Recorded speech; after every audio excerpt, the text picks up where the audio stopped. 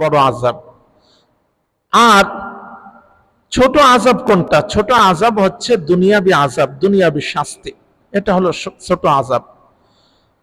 তাহলে মিনাল আযাবিল আদনা দুনাল আযাবিল আকবার, তাহলে আমি বড় শাস্তি দেওয়ার আগে ছোট আযাব, ছোট শাস্তি কেন দিয়ে থাকি? লাআল্লাহুম ইয়ারজিউন, তারা যেন ফিরে আসে, তারা যেন এটা অনুধাবন করতে পারে যে আমাদের গুনাহের কারণে আমাদের এই এই শাস্তিগুলো হচ্ছে, সুতরাং এই গুনাহ থেকে আমাদেরকে বিরত থাকতে হবে। এই যে যে একটা সুযোগ, এই সুযোগ দেওয়ার জন্যই আল্লাহ তাআলা আমাদেরকে ছোট ছোট আযাব, ছোট ছোট বিপদ, বিভিন্ন রোগ বালাই এগুলো দিয়ে থাকেন। তাহলে আল্লাহ তাআলা প্রত্যেকটা মানুষকেই রোগ বালাই দেন, প্রত্যেকটা মানুষকেই বিভিন্ন ধরনের পরীক্ষা করেন, বিপদ আপদ দেন। এখন আপনার এই যে যে বিপদ আপদটা, এটা আপনার জন্য পরীক্ষা নাকি শাস্তি, এটা বোঝা যাবে আপনার পরবর্তী কার্যকলাপের উপর। কার বিপদ আপদ কার জন্য নিয়ামত, আর কার বিপদ আপদ কার জন্য শাস্তি, এটা বোঝা যাবে তার অ্যাক্টিভিটিস, তার পরবর্তী কার্যকলাপের উপর। সেটা কেমন? সেটা হলো যখন কোনো মানুষের বিপদ আপদ আসে, বিপদ আপদ আসার পর ওই ব্যক্তি যদি আল্লাহ তাআলার আরো বেশি আল্লাহ তাআলার দিকে ধাবিত হয়, আল্লাহ তাআলার ইবাদত বন্দেগী বাড়িয়ে দেয়। আগে আল্লাহকে 10 বার ডাকতো, এখন 100 বার ডাকে। আগে নফল নামাজ পড়তো না, এখন নফল নামাজ শুধু না, বরং তাহাজ্জুদের নামাজও পড়ে। বিপদ আসছে, এখন তাহাজ্জুদের নামাজ পড়ে। আগে চোখ দিয়ে পানি বের হতো না, এখন চোখ দিয়ে পানি বের হয়। আগে আল্লাহকে তেমন স্মরণ করতো না, এখন স্মরণ করে। আগে 5 ওয়াক্ত নামাজ পড়তো না, এখন 5 ওয়াক্ত নামাজ পড়ে। তাহলে এই যে যে পরিবর্তন, এই পরিবর্তন এটাই মেন করে যে ওই ব্যক্তি এই যে যে তার বালা মুসিবত আসলো, এই বালা মুসিবত তার জন্য নিয়ামত। পক্ষান্তরে আপনাদের চারপাশে এমন অনেক লোক আছে যে বালা মুসিবত আসছে, বিপদ আপদ আসছে, এখন আগে নামাজ পড়তো, এখন নামাজ পড়ে না। সাংসারিক অভাব অনটন আসছে, আগে ভালোই ছিল, এখন অভাব অনটনে আছে। এখন সারাক্ষণ শুধু জীবিকা নির্বাহ, শুধু রিক্সা চালাবে, এটা করবে সেটা করবে, শ্রম দিবে, কষ্ট করবে, রিজিকের টেনশন, রিজিকের টেনশনে আগে ভালো ছিল, নামাজ পড়তো, এখন নামাজ পড়ে না। এখন বিপদ আপদ আসছে বলে আল্লাহকে দোষ দেয় যে আল্লাহ তাআলা দুনিয়ায় আর কাউরে পালো না, আমাকেই পেল। এই রোগ দেওয়ার মতো দুনিয়ায় আর কেউ ছিল না, যে আমাকেই দিল। আল্লাহ তাআলার উপর অভিযোগ তোলা, আগে যে আমলগুলো করত তার থেকে আমল কমে যাওয়া, আল্লাহ তাআলার প্রতি বিরূপ মন্তব্য করা, এই যে যে বিষয়গুলো যদি হয়, তাহলে বুঝতে হবে ওই যে যে তার জন্য যে পরীক্ষা, রোগ বালাই, বিপদ আপদ, তার জন্য আযাব। তাহলে বুঝছেন কোনটা আযাব আর কোনটা নিয়ামত। বিপদ আপদ একজন মানুষের জন্য নিয়ামত হয়ে আসে, আরেকজন মানুষের জন্য আযাব হয়ে আসে। কোনটা আযাব আর কোনটা নিয়ামত এটা বোঝা যাবে তার পরবর্তী অ্যাক্টিভিটিস, পরবর্তী কার্যকলাপের উপর। তাহলে আমাদের এই যে পরীক্ষা, আমাদের বিপদ আপদ যেন আমাদের জন্য আযাব হয়ে না আসে, এই জন্য আমাদেরকে সতর্ক থাকতে হবে। আল্লাহ পাক রব্বুল আলামিন পবিত্র কোরআনে হাকিমে বিভিন্ন জায়গায় বলেছেন যে আমি তোমাদেরকে পরীক্ষা করব। পরীক্ষা করার জন্যই আল্লাহ তাআলা দুনিয়ায় পাঠিয়েছেন। ওয়ালা নুযিকান্নাহুম ওয়ালা নাবলুওয়ান্নাকুম বিশাইইম মিনাল খাউফি ওয়াল জু'i ওয়া নাকসিম মিনাল আমওয়ালি ওয়াল আনফুসি ওয়াস সামারাত ওয়া বাশশিরিস সাবিরিন। এই যে যে আল্লাহ তাআলা বলেন তোমাদেরকে ভয়ের মাধ্যমে, কখনো মাল সম্পদের ক্ষতির মাধ্যমে, কখনো তোমাদের জীবনের হুমকির দ্বারা, বিভিন্নভাবে, কখনো ফসলের ক্ষতি হবে, ব্যবসা বাণিজ্যে কখনো সমস্যা আসবে, আপ ডাউন হবে, কখনো ব্যবসা উন্নতি করবে, কখনো অবনতি করবে। এই যে যে আপ ডাউন করবে, কখনো ফসল ভালো হবে, কোনো বছর খুব ভালো হবে, আবার আরেক বছর দেখা যায় ফসল ভালো হয় নাই, ইঁদুরে সব কেটে নিয়ে গেছে, পোকা খেয়ে ফেলছে, বিভিন্ন সমস্যা হবে। তা এই যে যে একদিন উন্নতি, আরেক বছর অবনতি হবে, এই সব কিছুই আমি আল্লাহ তাআলার পক্ষ থেকে পরীক্ষা। আর তোমাকে এটা বলা হচ্ছে ওয়াবাশশিরিস সাবিরিন, যারা ধৈর্য ধারণকারী আছো তারা সুসংবাদ গ্রহণ করো। তারা এটাকে নিয়ামত হিসেবে গ্রহণ করে আল্লাহ তাআলার কাছে ওই বালা মুসিবত থেকে তোমরা মুক্তি চাও, আল্লাহর দিকে ফিরে আসো। আল্লাযীনা ইযা আসাবাতহুম মুসিবাতুন ক্বালু ইন্না লিল্লাহি ওয়া ইন্না ইলাইহি রাজিউন, যখন তোমাদের কাছে কোনো বিপদ আপদ আসবে, বালা মুসিবত আসবে, তখন তোমরা ইন্না লিল্লাহি ওয়া ইন্না ইলাইহি রাজিউন পড়ো। কেউ হঠাৎ করে রাস্তায় পড়ে গেছে, আসার কেস, কেউ বলে ইন্না লিল্লাহ, আবার কেউ বলে ও বা ও মা, তাই না, বাবা মা বলে ডাক দেয়। তাহলে সেই সময় কিন্তু আপনার ব্রেন এত দ্রুত কাজ করে, আপনার পূর্ববর্তী আমল যেভাবে হবে আপনার ব্রেন সেভাবে কাজ করবে। সারা জীবন আল্লাহকে ডাকার অভ্যাস যদি থাকে, তখন তখন কিন্তু হঠাৎ পড়ে গেছেন, আপনার চিন্তা ভাবনা করে আল্লাহকে ডাক দেওয়ার মতো সময় আপনার নেই। বাবা মাকেও চিন্তা ভাবনা করে ডাকার সময় আপনার নেই। বরং আপনি যে কাজ করবার গুলো করেন সর্বদা অভ্যাসগত ভাবে, এটাই আপনার মুখ দিয়ে বের হয়, ওই বিপদ আপদের সময় আপনার মুখ দিয়ে বের হয়। ঠিক তেমনি দুনিয়ার সাধারণ বিপদ আপদ আসলে যেরকম হিতাহিত জ্ঞান থাকে না যে আমার মুখ দিয়ে কোন বাক্য বের করব, বরং অভ্যাসগত ভাবে সারা জীবন আল্লাহ জিকির করছেন তো আল্লাহ জিকির বের হবে। আবার যদি সারা জীবন গায়রুল্লাহ অর্থাৎ আল্লাহ ব্যতীত অন্য জিনিসের জিকির করছেন, অন্য জিনিসের অ্যাক্টিভিটি আপনি করছেন, তাহলে আপনার মুখ থেকে সেটাই বের হবে। তাহলে দুনিয়ার সমস্ত বিপদ আপদ থেকে সবচেয়ে বড় বিপদ হলো মানুষের জন্য মৃত্যু।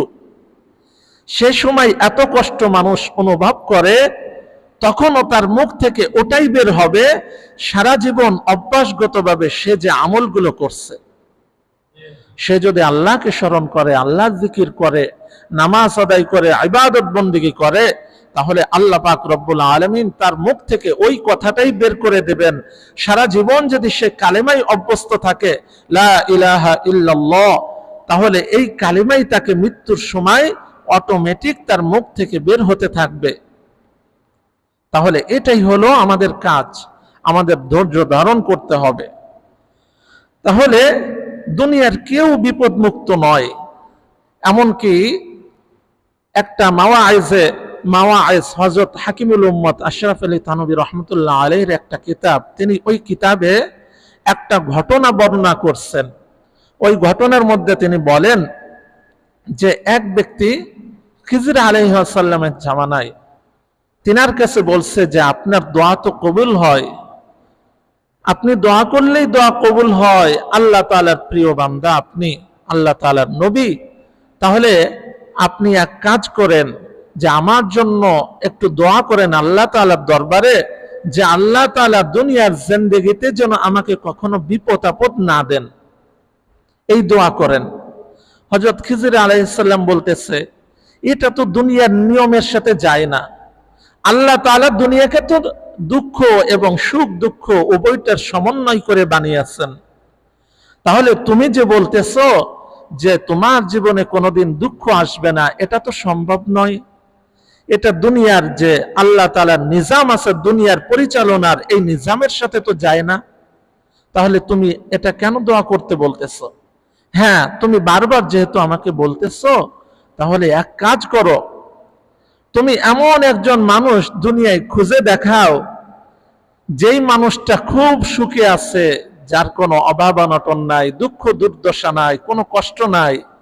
এমন একজন মানুষকে তুমি আমাকে দেখাও আর দেখিয়ে বলো যে এই বান্দার মতো যেন আমাকে করে দেয়, সেই জন্য দোয়া করতে বলো, তাহলে আমি দোয়া করতে পারি। এবার ওই লোকটা ভাবলো যেহেতু দুঃখ দুর্দশার জন্য সে দোয়া করবে না, তাহলে আমি একজন লোক খোঁজা শুরু করি। এবার সে তালাশ করা শুরু করছে, খোঁজা শুরু করছে। একে দেখে, একজনকে দেখে সে মনে করে এ তো অনেক ধনী মানুষ, অনেক সুখে আছে। এবার খুঁজতে খুঁজতে দেখে তার চাইতেও আরো ধনী মানুষ আরো আছে। এবার সে কি করলো, তার থেকে আরেকজন, এবার তার খোঁজ খবর নেওয়া শুরু করছে। দেখেন না, তার জীবনেও দুঃখ দুর্দশা আছে। এরকম করতে করতে খুঁজতে খুঁজতে অনেক দিন যাবৎ পর্যন্ত সে খুঁজছে যে কে এমন আছে যে সুখী মানুষ, কোনো অভাব অনটন নাই, অনেক ধনী মানুষ, পারিবারিক অবস্থা ভালো, সম্ভ্রান্ত পরিবারের মানুষ, সম্মানের অভাব নাই, টাকা পয়সার অভাব নাই, সব দিক দিয়ে পরিপূর্ণ, এমন কে আছে। খুঁজতে খুঁজতে খুঁজতে এক সময় সে একজন মানুষকে পেল, জওহারি মানে স্বর্ণাকার। সে স্বর্ণের ব্যবসা করে, তার অনেকগুলো দোকান আছে, অনেক ধনী মানুষ। তার একটা ফুটফুটে সুন্দর ছেলে আছে, খুব সুন্দর দেখতে, আর তার স্ত্রীও সুন্দর, সাথে সাথে তার দালান কোঠা, সেইভাবে অনেক সুন্দর দালান কোঠা আছে, সব কিছু পরিপূর্ণ। এবার সে মনে করছে যে তাহলে এবার কাজ করা যায়, খিজির আলাইহিস সালামকে বলে এই ব্যক্তির মতো যেন আমি হতে পারি সেরকম দোয়া করাবো। এবার তিনি মনে করতেছেন ওই ব্যক্তি যে তাহলে দোয়া করানোর আগে এর একটু খোঁজ খবর নিয়ে দেখি, এর সাথে একটু কথা বলে দেখি। আমি দোয়া করাতে বললাম, আর এর ভিতরে ভিতরে যদি অন্য সমস্যা থেকে থাকে, তাহলে তো আল্লাহ তাআলা এখন যতটুকু ভালো আছি তার থেকেও আরো খারাপ হয়ে যাব। এই জন্য ভিতরগত অবস্থা তো জিজ্ঞেস করা দরকার, আমি একটু জিজ্ঞেস করি। এবার ওই যে স্বর্ণাকার যে আছে, স্বর্ণের ব্যবসা করে, তাকে জিজ্ঞেস করছে যে ভাই, আপনার তো দুনিয়ায় কোনো অভাব অনটন নাই, কোনো সমস্যা নাই, দুঃখ দুর্দশা নাই, কষ্ট নাই, আপনার মতো সুখী মানুষ তো আমি দুনিয়ায় দেখি নাই, তাহলে আমি আপনার মতো হতে চাই, আল্লাহর কাছে এই দোয়া করাবো।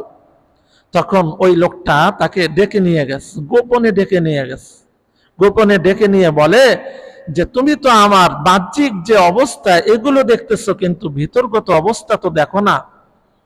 আমার ভিতরগত অবস্থা তো এটাই যে এই যে আমার ফুটফুটে সুন্দর ছেলে দেখতেছো, এই ছেলেটাও আমার না। ওই আমার যে স্ত্রী আছে সে চারিত্রিকভাবে খারাপ, আর এই ছেলেটাও আমার না। আমি এটা নিয়ে যে সংসারে কি পরিমাণ অশান্তিতে আছি, এটা আমি ছাড়া দুনিয়ার কাউকে বোঝানো যাবে না, এটা কাউকে বলতেও পারি না, নিজেও সহ্য করতে পারি না। এই ভিতরগত সমস্যা এটা আমার আছে। এর পরবর্তীতে তিনি খিজির আলাইহিস সালামের সাথে সাক্ষাৎ করলেন এবং বললেন যে দুনিয়ায় এমন কোন মানুষ পালাম না যারা পরিপূর্ণ সুখী, যার জীবনে দুঃখ দুর্দশা কষ্ট নাই, এরকম মানুষ দুনিয়ায় নাই। তাহলে দুঃখ দুর্দশা, ইলন মাস্ক দুনিয়ার মধ্যে বিলিনিয়র ট্রিলিয়র, যে দুনিয়ার মধ্যে এত ধনী মানুষ, স্পেস এক্স এর মালিক, যত আকাশ গবেষণা হয় সব আকাশ গবেষণা সে পরিচালনা করে, রকেটগুলো উৎক্ষেপণ করে, এই যে বিষয়গুলো বিজ্ঞান নির্ভর যে ব্যবসা সে করে, দুনিয়ার মধ্যে এত ধনী মানুষ, তো তার জীবনে অভাব অনটন নাই, তার জীবনে দুঃখ দুর্দশা নাই। সে দুঃখ দুর্দশা করে বলতেছে এই যে আমার ছেলেটা আছে, সেই ছেলেটা ট্রান্সজেন্ডার হয়েছে। ট্রান্সজেন্ডার বুঝেন না, যে ছেলে থেকে মেয়ে হয়। এখন তার ছেলেটা এত ভালো ছেলে, সে ছেলে থেকে মেয়ে হয়েছে। এখন তার এ নিয়ে অশান্তির শেষ নাই। সে সবকিছু করলেও, আমেরিকায় বসবাস করলেও, সে বলছে আমি সারা জীবন এই ট্রান্সজেন্ডার অর্থাৎ লিঙ্গ রূপান্তর যেটা আছে এটার বিরুদ্ধে আমি সবসময় সরব থাকব এবং এর বিরুদ্ধে আমি সারা জীবন কাজ করব। আমার ছেলে আমাকে যে পরিমাণ কষ্ট দিয়েছে, আমার অন্তরে যে পরিমাণ দুঃখ কষ্ট, এই কষ্ট দুঃখ আমি কাউকে বোঝাইতে পারবো না। তাহলে এটা তো দুনিয়ার বাস্তব উদাহরণ যে দুনিয়ার সবচেয়ে ধনী মানুষটাও দুঃখ কষ্ট পেরেশানির মধ্যে আছে, তাই না? তাহলে আমি আপনি চিন্তা করি যে আমার ঘরটা টিনের ঘর আছে, বিল্ডিং হলে বুঝে আমার দুঃখ দুর্দশা দূর হয়ে যাবে। আমি ছোট ব্যবসা করি, হয়তো আমার ব্যবসা বড় হলে, গোপালগঞ্জের সবচেয়ে বড় ব্যবসায়ী হতে পারলে আমার দুঃখ দুর্দশা বুঝে সব দূর হয়ে যাবে। আমি পাতি নেতা, ছোট নেতা, আমি মনে হয় এমপি হতে পারলে আমার জীবনের দুঃখ দুর্দশা দূর হয়ে যাবে, তাই না? আমরা তো এরকম চিন্তা ভাবনা করি যে আমি যে অবস্থানে আছি এই অবস্থান থেকে আরেকটু উন্নত হলেই বুঝি আমার জীবনে দুঃখ দুর্দশা আর থাকবে না, কিন্তু বাস্তবতা এটা নয়। বরং আপনি যে অবস্থানেই যান না কেন আপনার সমপর্যায়ের দুঃখ দুর্দশা আল্লাহ তাআলা আপনাকে দিবেন। এই জন্য হাদিসের মধ্যে আল্লাহর নবী সাল্লাল্লাহু আলাইহি ওয়াসাল্লাম বলেন, আশাদ্দুন নাসি বালাআন আল আমবিয়া সুম্মাল আমসাল ফাল আমসাল। আল্লাহর নবী সাল্লাল্লাহু আলাইহি ওয়াসাল্লাম বলেন, দুনিয়ার মধ্যে সবচেয়ে বেশি দুঃখগ্রস্ত আল্লাহ তাআলা সবচেয়ে বেশি যে বিপদ আপদ দিয়েছেন সেটা হলো নবীদেরকে। এরপরে আল্লাহ তাআলার যে যত বেশি নৈকট্য লাভ করেছে আল্লাহ পাক রব্বুল আলামিন তাকে তত বড় পরীক্ষা করেছেন। এই জন্য আপনার জীবনে দুঃখ আসবে, আপনার জীবনে পরীক্ষা আসবে, এই পরীক্ষাকে সবরের মাধ্যমে সেটা নিয়ামতে রূপান্তর করতে হবে। আল্লাহ তাআলা বলেন, ইন্নামা ইউওয়াফাস সাবিরুনা আজরাহুম বিগাইরি হিসাব, যে আল্লাহ তাআলা ধৈর্য ধারণকারীদেরকে এত বেশি সওয়াব দেবেন, এত বেশি সওয়াব দেবেন যেটা গণনা করে হিসাব করে শেষ করা যাবে না। নামাজের একটা নির্দিষ্ট সওয়াব আছে, রোজার একটা নির্দিষ্ট সওয়াব আছে, দুনিয়ার যত কিছুই যত আমলই হোক না কেন সবকিছুর একটা নির্দিষ্ট সওয়াব আছে। কিন্তু ধৈর্য ধারণ করলে আল্লাহ পাক রব্বুল আলামিন বলেন এর কোনো নির্দিষ্ট সওয়াব নাই। আমি আল্লাহ তাআলা যত বেশি ওই বান্দার উপর সন্তুষ্ট হব আমি আল্লাহ তাআলা তত বেশি আজর সওয়াব তাকে দান করব। বলুন সুবহানাল্লাহ। এই জন্য হাদিসে পাকের মধ্যে আল্লাহর নবী সাল্লাল্লাহু আলাইহি ওয়াসাল্লাম আরেকটা হাদিসে বলেন, ইযা আহাব্বাল্লাহু আবদান সাব্বা আলাইহিল বালাআ সাব্বান। যখন আল্লাহ তাআলা কোন বান্দাকে ভালোবাসে, কোন বান্দাকে মহব্বত করে, তখন তার উপর একের পর এক বালা মুসিবত, একের পর এক পরীক্ষা করতে থাকেন। কিন্তু ওই পরীক্ষার কারণে যদি আপনি আল্লাহ তাআলার উপর অভিযোগ তোলেন তাহলে সেই পরীক্ষার দ্বারা আপনি সওয়াব তো পাবেনই না, বরং আল্লাহ পাক রব্বুল আলামিন ওহার দ্বারা আরো শাস্তি দেবেন। দুনিয়াও শাস্তি পেলেন, পরকালেও শাস্তি পাবেন। এই জন্য এই যে বালা মুসিবত, বালা মুসিবত তো আপনার আসলো, বালা মুসিবত এটা আসবে, এটা নিশ্চিত। আপনার জীবনে আসবে, আমার জীবনে আসবে, একজন কাফেরের জীবনে আসবে, একজন মুমিনের জীবনে আসবে। তাহলে বালা মুসিবত থেকে বাঁচার কোনো উপায় নেই। এটা হলো প্রথম কথা।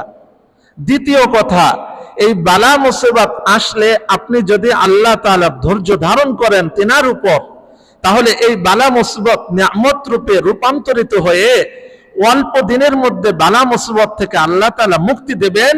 সাথে সাথে পরকালে আপনার জন্য বেহিসাব সওয়াব রয়ে গেছে। পক্ষান্তরে একজন কাফেরের বালা মুসিবত আসলো, একজন নাশকর গুজারের বালা মুসিবত আসলো, তার বালা মুসিবত আসলো, সে নাশকর করলো, আল্লাহ তাআলার কুফরি করলো, তখন কি হবে? তখন দুনিয়ার আদনাল আযাব, দুনিয়ার সামান্য আযাব এটা তো হবেই, পরকালীন কঠিন আযাবও তার জন্য অবশিষ্ট রয়েছে।